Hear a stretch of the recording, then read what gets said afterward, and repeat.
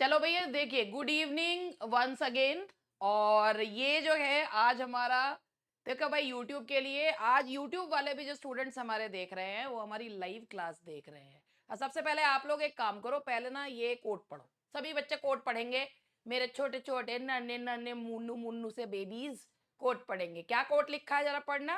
A positive mind finds opportunity in everything, a negative mind finds fault in everything. क्या मतलब हुआ इस बात का।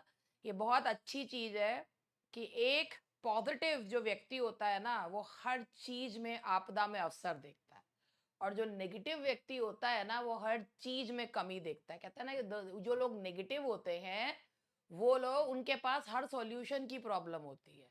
ठीक है, जो पॉजिटिव लोग होते हैं उनके पास हर प्रॉब्लम का सोल्यूशन होता है, और जो नेगेटिव लोग होते हैं उनके पास हर सोल्यूशन का प्रॉब्लम होता है। ठीक है, तो बात ये है कि अगर आपके दिमाग में कभी कुछ अच्छा विचार आ रहा है तो उसको यूटिलाइज कर लो, बजाय इसके कि उसमें 7 कमी और निकाल दी। ठीक है, तो आप positive and let's start the questions for today. तो चलिए, पहला क्वेश्चन आप लोगों की स्क्रीन पे। यस मैम, ये भी तो बोलिए, मैं डॉक्टर स्वाति शर्मा आप सभी का स्वागत करती हूँ। मैं भूल गई। मैं भूल गई। गुड इवनिंग एवरीवन, मैं डॉक्टर स्वाति शर्मा इंग्लिश सूत्रा में आप सभी का स्वागत करती हूँ। और मैं आज लाइव में ले रही हूँ ना, अब तो मैं क्या बताऊं। बड़े मजाकिया बालक से मेरे।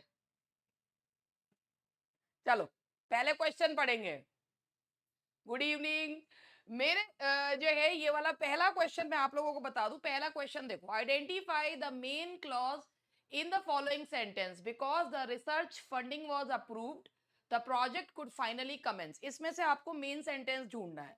तो बताओ भैया, इनमें से मेन सेंटेंस आपका क्या है, कौन सा है इसमें। द प्रोजेक्ट बिल्कुल सही जवाब है। अब एक चीज और पूछना चाहूंगी, the project could finally commenced, है ना। तो ये वाला जो है यही आपका जो है इसका आंसर है।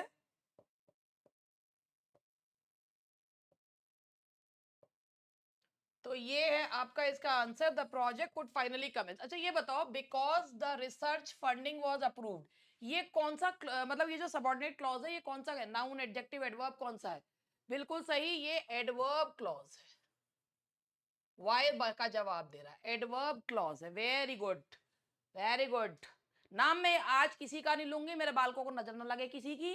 तो आज मैं नाम किसी का नहीं लूंगी, तो बुरा ना माने इस बात पे कि मैडम हमारी नाम नहीं ले रही हैं।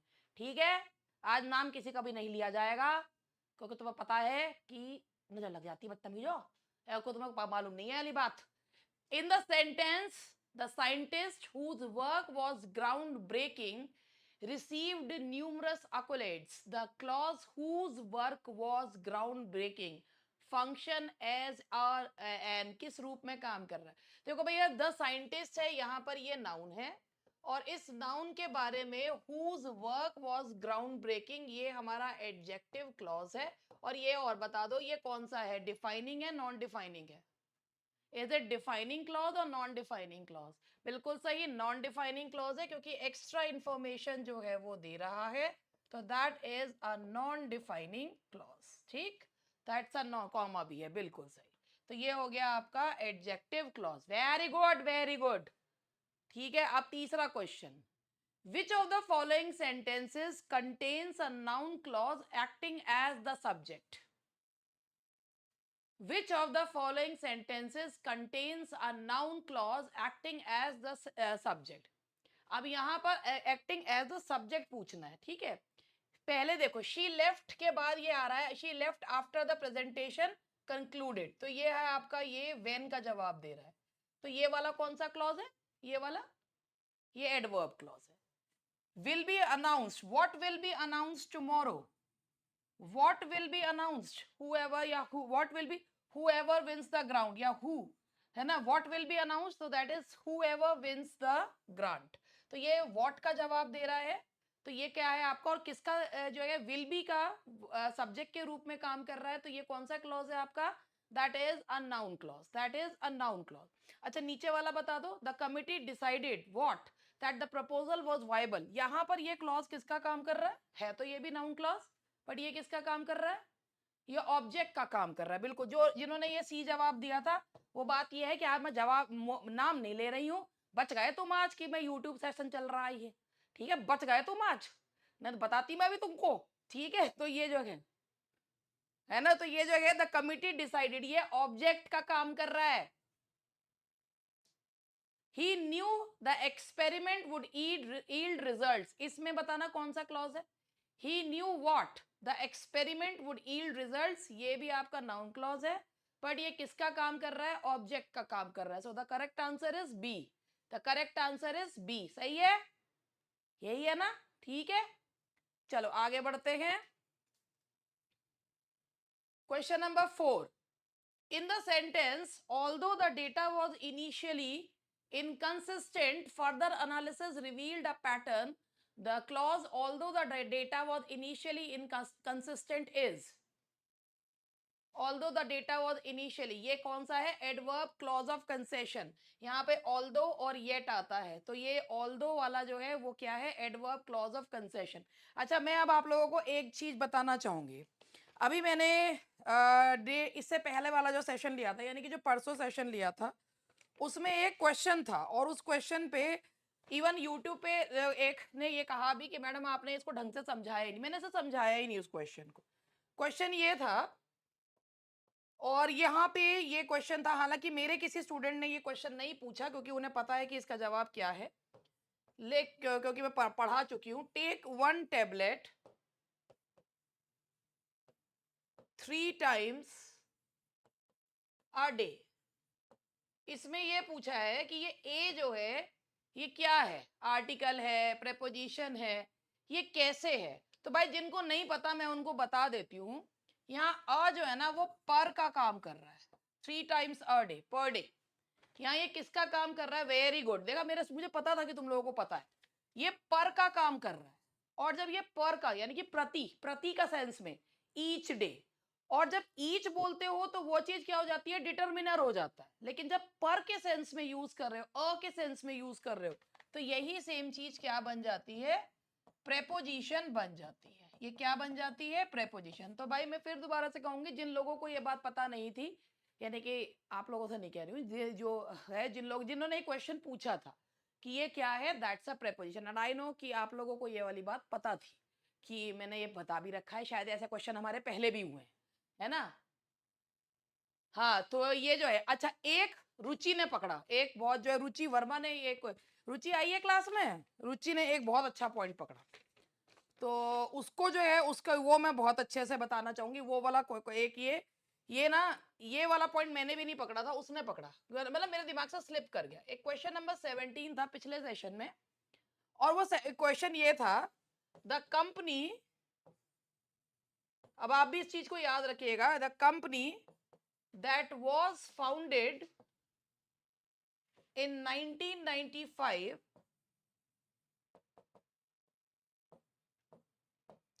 has expanded globally। तो ये ना छोटी छोटी चीजें होती है, कई बार हम लोग भी जो है वो भूल जाते हैं। अब मैं आप लोगों को एक स्टूडेंट जो है ना कि, तो मैं एक चीज बताना चाहूंगी, ये पॉइंट उसने पकड़ा, मुझे बहुत अच्छा लगा, इसलिए मैं आप लोगों को ये पॉइंट बताना चाह रही हूँ। ये पॉइंट मैं मतलब मेरे दिमाग से स्लिप कर गया, मेरा ही पढ़ाया हुआ पॉइंट मैंने लिखवाया, मेरे दिमाग से निकल गया, चला तमीज कहीं क्या, पहले सुन लो, ठीक है। द कंपनी दैट वॉज, सबसे पहली बात, ये आप लोगों को दिख रहा है नॉन डिफाइनिंग क्लॉज है, ये नॉन डिफाइनिंग क्लॉज है। नॉन डिफाइनिंग क्लॉज में कभी भी रिलेटिव प्रोनाउन दैट नहीं आता। नॉन डिफाइनिंग क्लॉज में हो सकता है ये तुम लोगों में से भी कई लोगों ने पकड़ा हुआ वाला पॉइंट है ना, बिल्कुल सही। दैट जो है वो कभी भी नॉन डिफाइनिंग क्लॉज में नहीं आता, उसकी जगह हु, हुम, विच लगा दोगे, लेकिन उसके दैट नहीं लगोगे। That never comes in a non defining clause, याद ये रखना है कि that never comes, that is not used in a non defining clause. Non defining clause में वो यूज नहीं होता, तो इसकी जगह यहां विच आएगा, तब ये सेंटेंस करेक्ट माना जाएगा, अदरवाइज नहीं, है ना। तो ये नॉन डिफाइनिंग क्लॉज में दैट रिलेटिव प्रोनाउन यूज नहीं होता, ये याद रखिएगा। तो ये था ये एक प्रेपोजिशन वाला पार्ट जिन्हें समझ में नहीं आया, और एक ये पॉइंट मेरे से भी मिस हुआ था, तो इस पॉइंट को मैंने इसमें बताया, ठीक है। चलो अच्छे बच्चों की तरह क्वेश्चन नंबर 5 का जवाब दो। Identify the adverb clause in the sentence. If you require additional information please do not hesitate to ask. जल्दी जल्दी बताओ।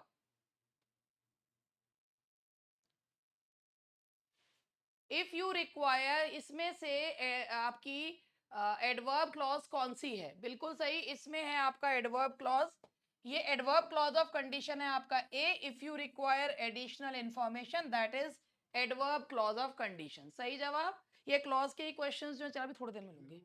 अभी थोड़ी अभी अभी तो ली थी गोली, वो वाली इसलिए नहीं ले रही, फिर कहीं रिएक्शन हो जाए।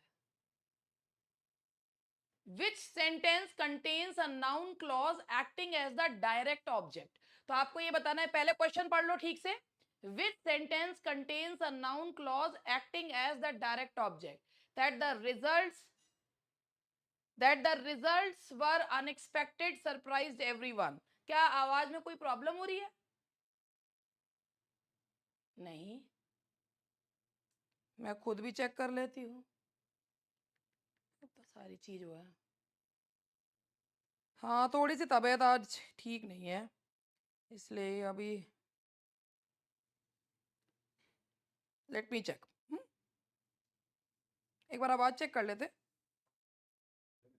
कह रहे डिम्पल ने कहा है, देखना आवाज तो सही आ रही है। हाँ जी, पहले देख लो। Which sentence contains a noun clause acting as the direct object? That the results were unexpected, surprised everyone. The university announced that the semester would be extended. The reasons for the delay are still. She is confident. सबसे पहले एक एक question, एक एक point में बता दूं। पहला है that the results were unexpected. पहले ये देख लो। what was what surprised everyone? That the results were unexpected. ये आपका नाउन क्लॉज है, लेकिन ये सब्जेक्ट का काम कर रहा है, ठीक है। बी ले लीजिए, the university announced what? That the semester would be extended. तो वर्ब का जो ऑब्जेक्ट है पूरा वो क्लॉज है। अरे रुक जाओ, डी क्यों नहीं है ये भी मैं बताऊंगी। डी क्यों नहीं है? पहली बात, बी बिल्कुल सही, जो जिन्होंने बी जवाब दिया है वो सही जवाब दिया। मतलब डबल कैसे?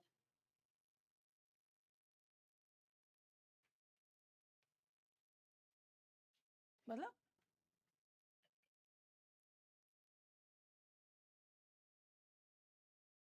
क्या करें? हाँ,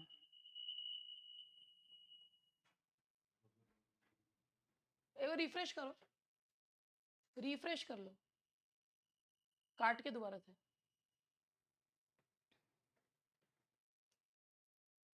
देखो मैं एक चीज बता दूं सबसे पहले, है ना। The university announce that the semester would be extended. सबसे पहले वुड बी एक्सटेंडेड आ रहा है। द यूनिवर्सिटी अनाउंस्ड, ये वर्ब है आपका, वर्ब है। अब इस वर्ब का जो ये ऑब्जेक्ट है, that the semester would be extended, ये पूरा का पूरा क्लॉज इसका क्या है? ऑब्जेक्ट है। यूनिवर्सिटी ने अनाउंस किया क्या? That the semester would be extended. तो ये पूरा क्या हो गया इसका? आपका ये ऑब्जेक्ट हो गया। ये क्लॉज एज एन ऑब्जेक्ट काम कर रहा है। अब यहां पर आया are still unclear the reasons for the delay, ये फिर सब्जेक्ट का काम कर रहा है। अब कुछ को लग रहा था कि इसका आंसर जो है वो डी है, डबल ई आ रही है ना। अब कुछ को लग रहा है इसका डी है, तो मैं अब आपको एक चीज बताऊं। सबसे पहले यहां ये देखो डी क्यों नहीं है। शी इज कॉन्फिडेंट, पहली चीज। ये जो है ना, ये इसका एडजेक्टिव है, दैट शी इज कॉन्फिडेंट। क्यों? या ऑफ फॉर व्हाट भी ले लो, ये कॉम्प्लीमेंट है। शी इज कॉन्फिडेंट, ये ऑब्जेक्ट का काम नहीं कर रहा है, ये कॉम्प्लीमेंट का काम कर रहा है। यहां पर यही क्लॉज सब्जेक्ट के कॉम्प्लीमेंट के रूप में काम कर रहा है। She is confident that her hypothesis will be supported. Confident, ये जो एडजेक्ट सब्जेक्ट है ना, सब्जेक्ट का कॉम्प्लीमेंट है। ये कॉम्प्लीमेंट के, वैसे भी कॉम्प्लीमेंट का काम कर रहा है, ये कॉम्प्लीमेंट है, ये ऑब्जेक्ट का काम नहीं कर रहा है। किसका काम कर रहा है? कॉम्प्लीमेंट का। और वो जो है यूनिवर्सिटी वाला, ये पूरा का पूरा ये वर्ब आया और वर्ब के बाद ये ऑब्जेक्ट आया, तो इसीलिए that the semester would be extended यही ऑब्जेक्ट है। और ऑब्जेक्ट होने की वजह से बाकी सारे कोई सब्जेक्ट है, कोई कॉम्प्लीमेंट है, ये है। Okay, are you getting my point? बात समझ में आई? चलो आगे बढ़ते हैं। इन द सेंटेंस, अब ये देखो जरा क्वेश्चन पढ़ो। In the sentence, the journal published the findings that were considered significant by the scientific community. The clause that were considered significant by the scientific community is. In the sentence, the journal published the findings that were considered significant by the scientific community. The clause that were considered significant by the scientific is a, ये आपका बिल्कुल देखो भैया, ये findings के बारे में बताया जा रहा है। ये किसके बारे में बताया जा रहा है? फाइंडिंग्स के बारे में बता रहे हैं, है ना? कहाँ गया? फाइंडिंग्स के बारे में। तो दैट वर कंसिडर्ड सिग्निफिकेंट, ये कौन सा क्लॉज हो गया आपका? Adjective clause. ठीक है, कोई कॉमा नहीं आ रहा, कुछ नहीं आ रहा। The journal publish the findings by the, हाँ तो ये कौन सा क्लॉज है? Defining clause. That were considered significant by the clause, है ना? तो ये जो है आपका एडजेक्टिव क्लॉज है, कॉमा है ही नहीं इसमें। क्वेश्चन नंबर 8 देखो। Which of the following sentences contains a subordinate clause of reason? ये ध्यान से पढ़ना, जब मैं कोई क्वेश्चन कह रही हूं ध्यान से पढ़ना, मतलब ध्यान से पढ़ना, ठीक है? Where the instruments are calibrated is crucial for accuracy. Since the methodology was sound, the conclusions are reliable. The study will proceed as long as funding remains available. The researchers presented their findings so that the audience could understand. तो सबसे पहले आपको पूछना है, adverb clause of reason जानना है। तो where the instruments are calibrated, what is crucial, पहला जो है आपका, पहले हम लोग ये देखते हैं पहला वाला कौन सा क्लॉज है।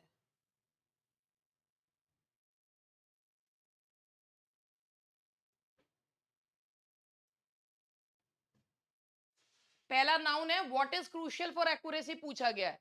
Where the instruments are calibrated, what पूछा गया है तो नाउन क्लॉज है। सेकंड है, since the methodology was sound, क्योंकि मेथोडोलॉजी बहुत सही थी इसीलिए कंक्लूजन्स भी रिलायबल है, क्योंकि और इसलिए आ रहा है, इसलिए बी जो है वो आपका रीजन है। सी बताना, the study will proceed as long as, the study will proceed when, जब तक, जब व्हेन का जवाब दे रहा है तो ये एडवर्ब क्लॉज ऑफ टाइम है। नीचे, the researchers presented their findings so that बिल्कुल सही, purpose, so that we eat so that we may live, so that जो बताता है वो उद्देश्य, पर्पस बताता है। तो डीप ओईडी आंसर नहीं है, डी पर्पस बता रहा है। इसका सही जवाब था B, the correct answer is B, B is the correct answer. ठीक है भाई, B is the correct answer, very good. चलो आगे बढ़ते हैं। Identify the elliptical clause in the following option. Elliptical का मीनिंग पता है? एलिप्टिकल का मीनिंग पता है ना? एलिप्टिकल का मतलब क्या होता है? When a few words are left while the control group showed no change, the experimental group improved significantly. She enjoys conducting experiments more than writing reports. If necessary, the equipment will be recalibrated. Because they followed the protocol meticulously, the results were valid. सी है, क्यों है सी ये बताओ?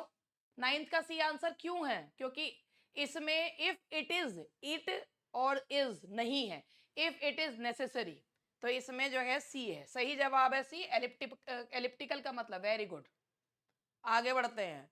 इन the sentence, to understand the phenomena researchers conducted multiple trials. The initial phrase to understand the phenomena function as in, to understand the phenomena, ये वाला जो आपका phrase है, ये कौन सा फ्रेज है? रिसर्चर्स कंडक्टेड मल्टीपल ट्रायल्स, कौन सा क्लॉज है बताओ? ये है आपका ना, researchers conducted multiple trials, why? To understand the phenomena, why का जवाब दे रहा है ना? To understand the phenomena, purpose बताने के लिए, तो यहां पर ये जो है वाई का जवाब दे रहा है, वाई का, व्हाट का जवाब नहीं दे रहा, और ये वाई का जवाब दे रहा है। पर्पस क्या था? रिसर्चर्स ने मल्टीपल ट्रायल्स क्यों किए? पर्पस क्या था उनका? क्योंकि जिससे कि वो इस फिनोमिना को समझ सकें, इस घटना को समझ सके। बताओ, अब ये 10 हुए हमारे क्लॉज एनालिसिस के क्वेश्चंस। ठीक है, 10 क्लॉज एनालिसिस के क्वेश्चंस थे। अब हमारे क्वेश्चन है, नेक्स्ट क्वेश्चन में पहले बता दूं आप लोगों को 11 और 12 क्वेश्चन जो है वो है मूड के। मूड समझते हैं किसे कहते हैं? मूड वो नहीं है, आज हमारा पढ़ने का मूड नहीं है मैडम, जैसे तुम उससे थोड़े दिन पहले कर रहे थे। ठीक है, ये वो वाले नहीं है। 2 क्वेश्चन मूड के हैं, फिर 5 मॉडल के।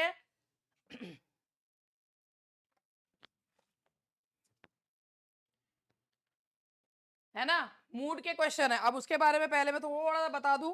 वैसे तो मुझे पता है कि तुम्हें कुछ बताने की जरूरत, तुम्हें तो बताने की जरूरत पड़ती है भैया मुझे। तुम तो, तुम्हें नहीं कह सकती मैं कि तुम्हें कुछ बताने की जरूरत नहीं है, तुम्हें तो बताने की जरूरत पड़ती है, क्योंकि भैया तुम तो मेरे अपने मेरे बालक सो है नहीं। मूड मतलब क्या होता है? Is to way to express the attitude of the speaker to what is being said. है ना, कि मूड का मतलब क्या होता है कि टू एक्सप्रेस द एटीट्यूड, या जैसे कहना चाहिए मैनर, तरीका। इंडिकेटिव मूड क्या होता है? इंडिकेटिव मूड का मतलब होता है जब हम कोई फैक्ट बताते हैं। इंडिकेटिव मूड का मतलब होता है फैक्ट बताना। इम्पेरेटिव का मतलब होता है जब कोई सलाह देते हैं, और कोई सलाह देना, किसी बात को मना करना, कमांड देना, ऑर्डर देना, तो अब आपका होता है इम्पेरेटिव।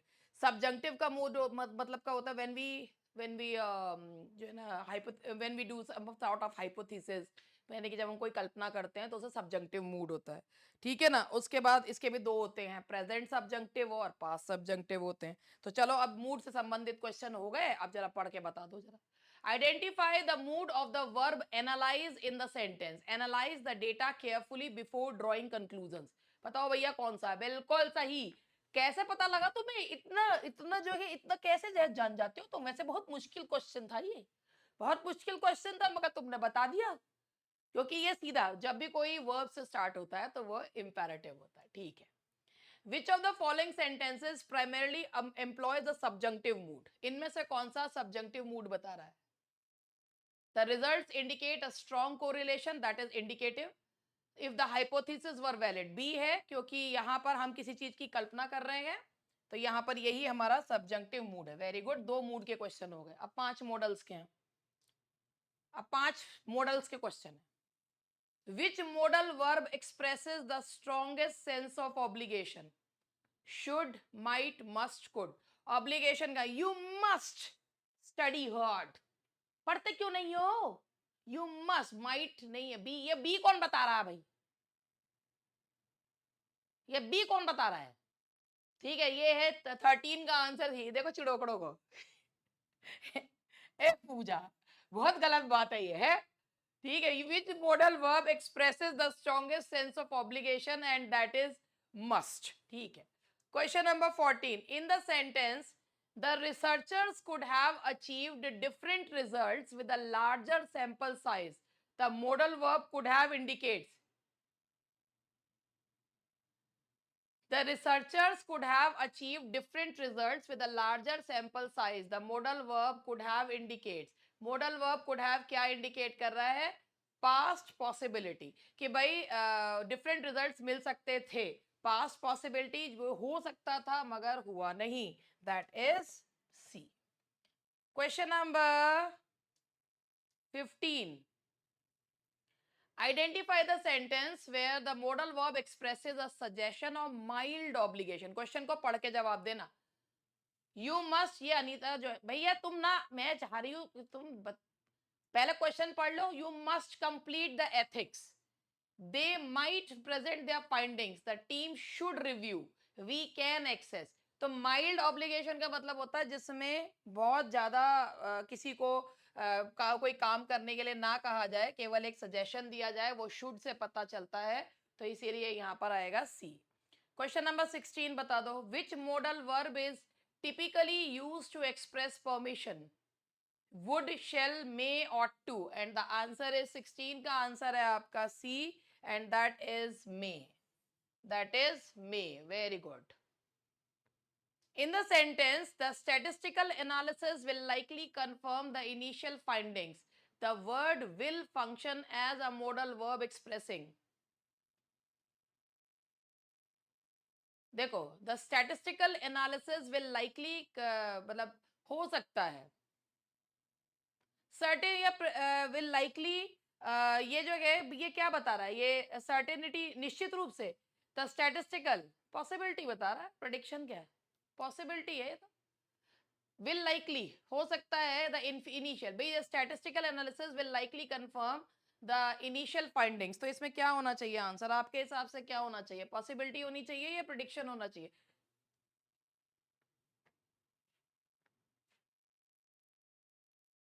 ऑब्लिगेशन तो नहीं लग रहा किसी को? आ रही है आवाज? सही आ रही है? हम्म?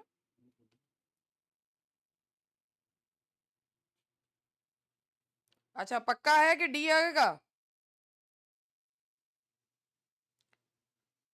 चलो मैं 1 मिनट रुक जाओ बस।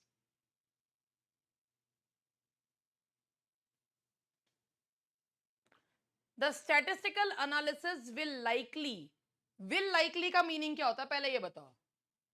लाइकली आया है तो possibility, will likely what is the meaning है? हाँ यही मैं कभी कभी क्या करती हूँ कि मैं ना किसी चीज में कंफ्यूज कर देती हूँ, इसीलिए।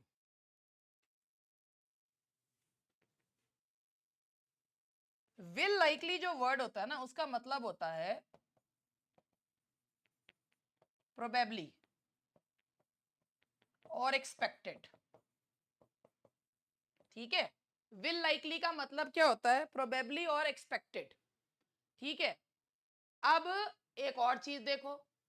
हाँ, विल लाइकली का मतलब होता है प्रोबेबल और प्रोबेबली की मैं संभवता। ठीक है, विल लाइकली का ये मतलब होता है। अब एक और चीज बता रही हूं, और लाइकली टू हैपन। ठीक है, तो ये होता है। अब एक और चीज देख लो,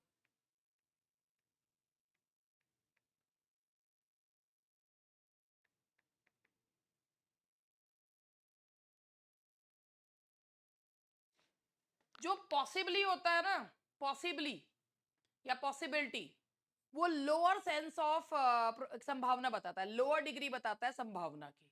और जो प्रोबेबिलिटी होती है ना वो ज्यादा संभावना बताती है। अब बताओ इनमें से क्या आना चाहिए? जो प्रोबेबिलिटी होती है वो ज्यादा संभावना बताती है और जो पॉसिबिलिटी होती है वो कम संभावना बताती है। क्या होना चाहिए? The answer is B. इसीलिए तो कंफ्यूज करा था कि जिससे कि इसका हम पूरा डाइसेक्शन करें और फिर उसके बाद जो है वो करें। तो बात ये है कि यहाँ विल लाइकली जो आया है, विल लाइकली का मतलब होता है प्रोबेबली और एक्सपेक्टेड। तो यहाँ पे प्रिडिक्शन दिया हुआ है कि होने की संभावना है। अब पॉसिबिलिटी का मतलब क्या होता है? यहाँ पे पॉसिबिलिटी को लोग ये लेते हैं कि भाई, लेकिन जो पॉसिबिलिटी होती है, पॉसिबिलिटी का मतलब ये होता है कि lower degree than probability. Lower degree होती है प्रोबेबिलिटी से, लोअर डिग्री होती है पॉसिबिलिटी। तो जिसने सही बताया था बहुत अच्छी बात है। अब इसके बाद आगे लेते हैं, विच of the following words is. अब यहां रुको, अब ये स्पेलिंग रूल्स है। अब स्पेलिंग रूल्स को ध्यान से देखना, क्वेश्चन पढ़ के करना। Very good. Which of the following words is spelled correctly according to the I before E except after C rule? सबसे पहले आप एक चीज देखना कि जब भी कभी E और I जो है होता है वो क्या होता है? I और E होता है ना? I और E बस किस में आता है? जैसे आप इसमें देखिए, रिसीव में EI आता है। रिसीव में क्या होता है? जहां C आ रहा होता है ना, जहां C दिया हुआ होता है वहां पर क्या होता है? RECEIVE, उसमें EI पहले आता है, सी रूल। तो इसमें क्या है? इसमें पूछा है कौन सा स्पेल्ड करेक्टली है, तो ये गलत करेक्ट ये है। अगर बीच में सी आएगा तो ई पहले आता है और आई बाद में आता है। बिलीव BELIEVE होता है। वियर्ड की स्पेलिंग क्या है? वियर्ड की स्पेलिंग है क्या? WEIRD। तो उसमें भी क्या होता है? आई इसमें भी गलत दिया हुआ आई, ये रूल रूल नहीं है ना ये। वियर्ड भी गलत है। सीज की स्पेलिंग होती है SEIZE। तो इसीलिए इसमें जो सही रूल जो है वो ये है कि यहाँ आई और ई से पहले आई आता है। जो मैंने समझाना चाह रही हूँ वो ये है कि अगर वर्ड में सी आ रहा है पहले तो वो आई ई की जगह ई आई हो जाता है। ठीक है, अगर वर्ड में सी आ रहा है तो आई ई की जगह ई आई हो जाता है। लेकिन अगर सी नहीं आ रहा तो जो है वो क्या आता है? जनरल सेंस में जो है वो आई और ई पहले आता है। ठीक है, ये वाले तो ये तो गलत है, ये तो स्पेलिंग ही गलत है इनका, वो वाला हुआ नहीं नहीं नहीं, ये कुछ उसमें है, कुछ का सेंस है। ये रूल पूछा जा रहा है आईई वाला रूल, ये आईई वाला रूल पूछा जा रहा है सी को छोड़ के। जो स्पेलिंग रूल है ना, मैं 1 मिनट रुक जाओ, तुम्हें स्पेलिंग रूल ये वाला बता भी देती हूँ। कहाँ गया स्पेलिंग रूल? बस खत्म ही कर रही हूँ मैं, बस ये उसके 10 क्वेश्चन करा के ये वाले।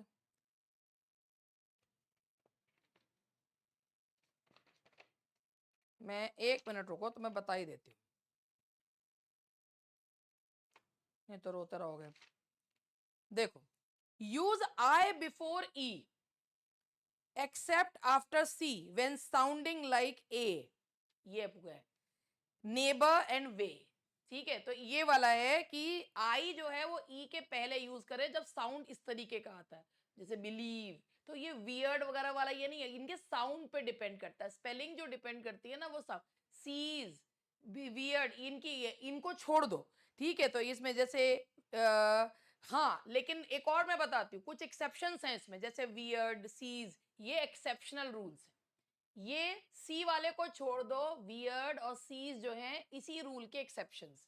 ओके जी, ये इसी के एक्सेप्शंस हैं। अब देखो, जैसे पूजा राघव ने जवाब दिया, कंसीव कुछ बोला, तो कंसीव में बीच में सी आ रहा है, तो वो क्या हो जाता है, वो वाले वही स्पेलिंग जो है। तो इसके कुछ एक्सेप्शंस हैं, जैसे वियर्ड है, सीज है, ये इसके अलावा हाइट है, हाइट हम बोलते हैं, तो ये एक्सेप्शंस आते हैं। अदरवाइज एक्सेप्शंस को छोड़ दो तो आई पहले और ई बाद में आता है, आई पहले और ई। ठीक है, हाइट है इसमें। चलो अब आगे बढ़ते हैं, क्वेश्चन नंबर 19 लेते हैं। अब क्वेश्चन 19 पहले पढ़ लो, 19 पढ़ लो जल्दी।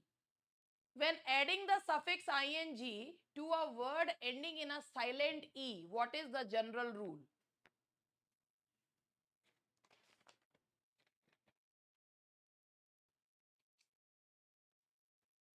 बताओ बच्चों,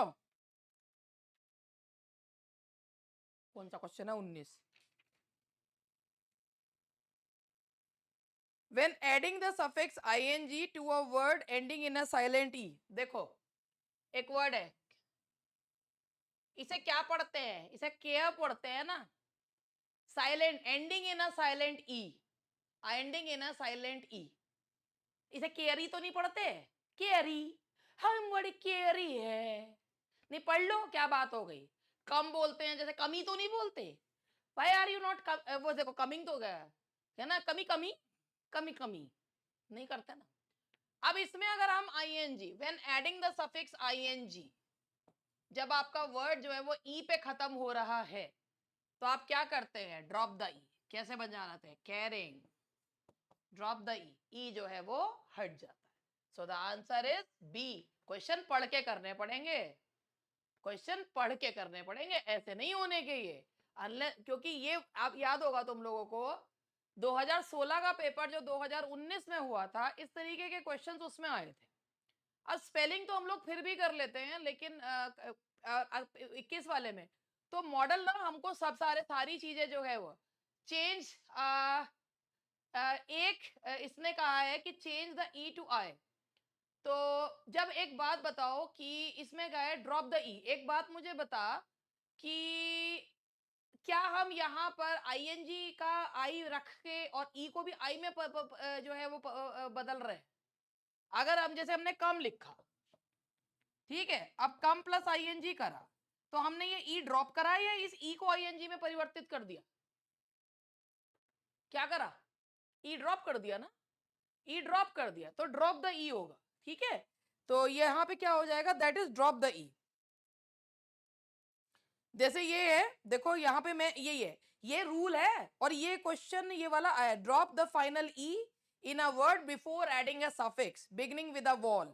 कि जब भी कोई वर्ड जो है वो जैसे यहाँ पर है ई बट नॉट बिफोर, जैसे राइड बोला, तो राइड बोला तो ई ड्रॉप करेंगे, आईएनजी जोड़ देंगे। तो बेटा बात ये होती है, ये थोड़ा सा सोचना पड़ता है कि अगर आप इसको, आप मैंने आप बोल रहे हो कि चेंज द ई टू आई, तो आप ये हो जाएगा, अब बता दो कितनी सुंदर स्पेलिंग हो गई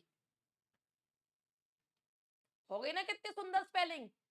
कैरिंग, हमारी मर्जी हम कुछ भी लिखें, है ना भाई, हमारी मर्जी, हम तो इंस्टाग्राम वाली लैंग्वेज लिखें, हम मा लाइफ मा रूल्स, ये कर दो मा लाइफ, क्या है वो, नहीं ऐसे है ना, ऐसे है ना वो, ये मा लाइफ मा रूल्स, ये एग्जाम में ना चलने का, मा लाइफ मा रूल्स, इट्स मी लिख दो, है ना, तो ये जो है इसका आंसर ड्रॉप द ई है।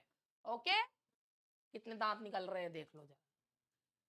Which of the following words correctly applies the rule for doubling the final consonant before adding a suffix that begins with a vowel? इस क्वेश्चन को पहले ध्यान से पढ़ लेना, फिर उसके बाद करना। Which of the following words correctly applies the rule for doubling the final consonant before adding a suffix that begins with a vowel?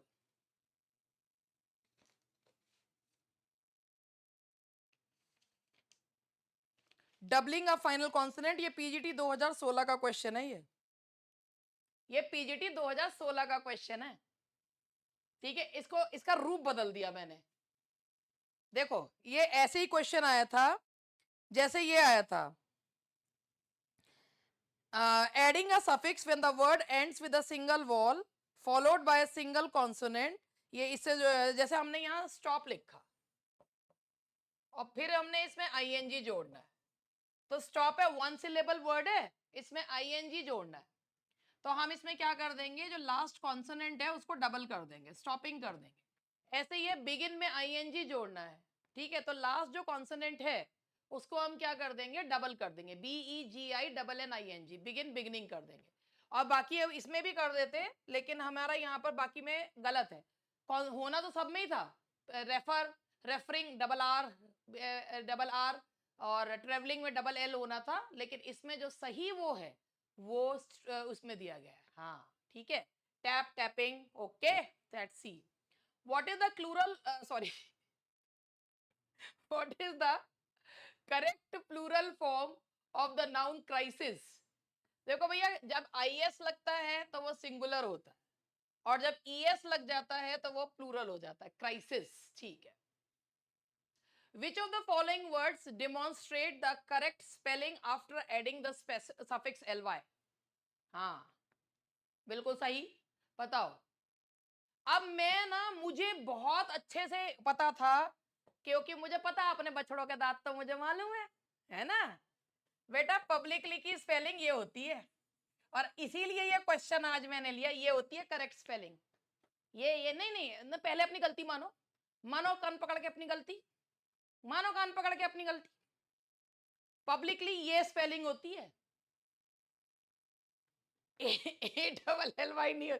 कितना साधारण सी चीज है, मगर इसमें स्पेलिंग में गड़बड़ हो जाती है। फ्रेंटिकली, बेसिकली सब में ALY लगता है, लेकिन पब्लिकली में नहीं लगता। यहां ये पूछा है कि जब LY सफिक्स जोड़ दे, तो ड्रामेटिक आईसी, जो वर्ड आईसी पे खत्म हो रहा है, उसमें अगर आप LY जोड़ोगे तो ड्रामेटिकली ये सही है, that is absolutely correct dramatically. अगर आप बेसिकली लिखोगे तो बेसिकली कैसे लिखोगे, बेसिक, बेसिकली, फ्रेनेटिकली, ALLY जोड़ दोगे, ठीक है, लेकिन पब्लिकली में CLY होता है, और ये एक बहुत सिंपल चीज है। और देखो, और पता है मुझे मालूम था कि ये गलती होगी पब्लिकली, क्योंकि बोलते भी तो वही है ना, पब्लिकली बोलते हैं, नहीं बोलते, पब्लिकली होता है ये, तब वो तो कहते हैं। देखो फ्रेंटिकली FRANTICALLY होती है, फ्रेंटिकली जिसका मतलब होता है चिंता और जल्दबाजी में जिसे कहते हैं फ्रेंटिकली, तो इसमें ALLY जुड़ेगा, इसमें ALL, लेकिन पब्लिकली की स्पेलिंग ये होती है। हाँ समझे। और ये क्वेश्चन जब मेरे सामने आया तो मैंने कहा इसमें ही मुझे पता है गलती करेंगे, मैंने कहा मैं ही करवा लूं गलती, कोई बात नहीं। अब फिर तुम गाना गाओगे, दिल गलती कर बैठा है ना। अब जरा आगे देख लो। When forming the plural of most nouns ending in O, what is the typical rule? जल्दी बताओ। बिल्कुल, जैसे हमने लिखा मैंगो, तो इसमें जो है हम जोड़ देंगे ES, मैंगोस प्लूरल करने के लिए, पटैटोज। हाँ मगर इनके एक्सेप्शंस भी होते हैं, जैसे फोटो, तो उसमें S जोड़ देते हैं, फोटोज, है ना। लेकिन जो है ये ऑक्स कहाँ से आ गया बहन, बहन ये ऑक्स कहाँ से आया, जब अनाउन ऑक्सो है क्या, ये ऑक्सो तो नहीं है कहीं, ये कोई नई प्रजाति आई हो ऑक्स की, या ऑक्सिस हो जाता हो उनका। ये क्या बात कर रहे हो यार तुम, फिर तुम से बदतमीजी, तुम बदतमीज हो गए हो बहुत, ऐसी बात नहीं करा करते, गंदी बात होती है, पढ़ लो। When forming the plural most nouns ending in O, what is the typical rule? Most typical rule क्या होता है, add ES, लेकिन इनके exceptions होते हैं। जैसे आप फोटो में S जोड़ते हैं, केवल ES नहीं जोड़ते, फोटोज होता है, ठीक है। उसमें जो है वो पियानो, पियानो में S जोड़ते हैं केवल, है ना, कमांडोज, यस। अब ये जो हमारे बहुत होशियार लोग आए हैं ये कि एक ने गलत जवाब दिया तो हम ज्यादा जवाब दे लें। अब ये बताओ, which of the following words correctly follows the rule for forming the plural of a noun ending in f or fe? Leaves, knives, wolves, roofs.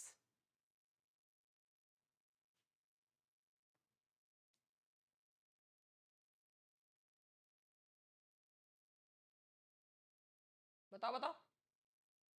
Your connection is unstable. Connecting back to session. चलो देखते हैं क्या हुआ है।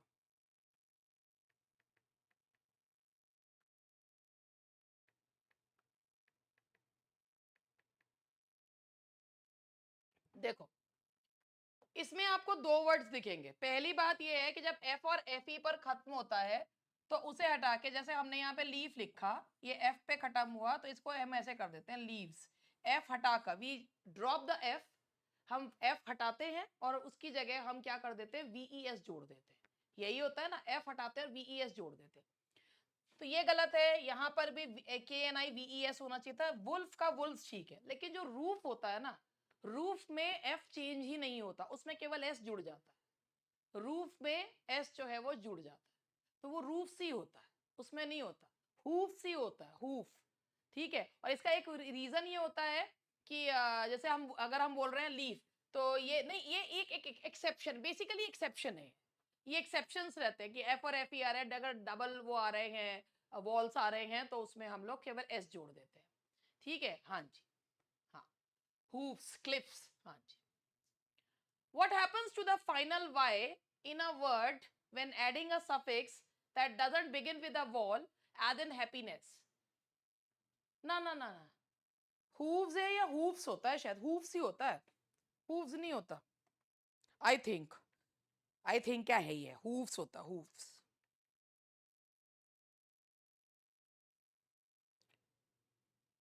hooves होता है, H double O, hooves भी मान लेते हैं मगर सही फॉर्म वही मानी जाती है। भाई देखो, what happens to the final y in a word when adding a suffix that does not begin with a vowel? Happy, इसमें हम क्या करते हैं, y को i में चेंज कर देते हैं, y changes to i, यही है हैप्पीनेस। लेकिन इसका मैं एक और चीज बताती हूँ, एक और इसमें याद रखना। ये मैं ये बता रही थी, अगर किसी वर्ड में y आ रहा है, ठीक है, और उसके पहले कॉन्सोनेंट आ रहा है, अगर y आ रहा है और कॉन्सोनेंट आ रहा है, तो आपको क्या करना है कि y आया, कॉन्सोनेंट आया, तो आपको क्या करना है, और उसके बाद अगर आप कोई सफिक्स लगा रहे हो तो आपको y को चेंज कर देना होता, i में चेंज कर देना होता। ठीक है, लेकिन इसका एक और रूल है, but if the suffix starts with i और the y preceded with a wall, the y remains unchanged. जैसे इसका एग्जांपल देखिए,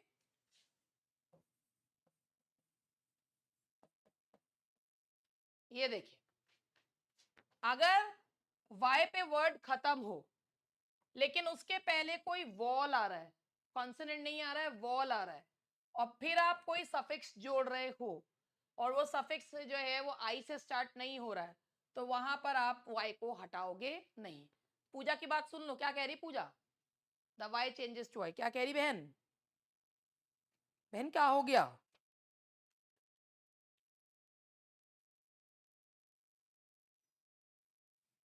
बस खत्म ही हो रहे हैं, बस खत्म हो रहे हैं, बदतमीजों, ये बात तुम रिपीट भी नहीं कर सकती जो तुम ऐसी ऐसी बातें कर रहे हो। द वाई चेंजेस टू आई, है ना। Which of the following words is spelled correctly? हाँ हाँ, which of the following words is spelled correctly?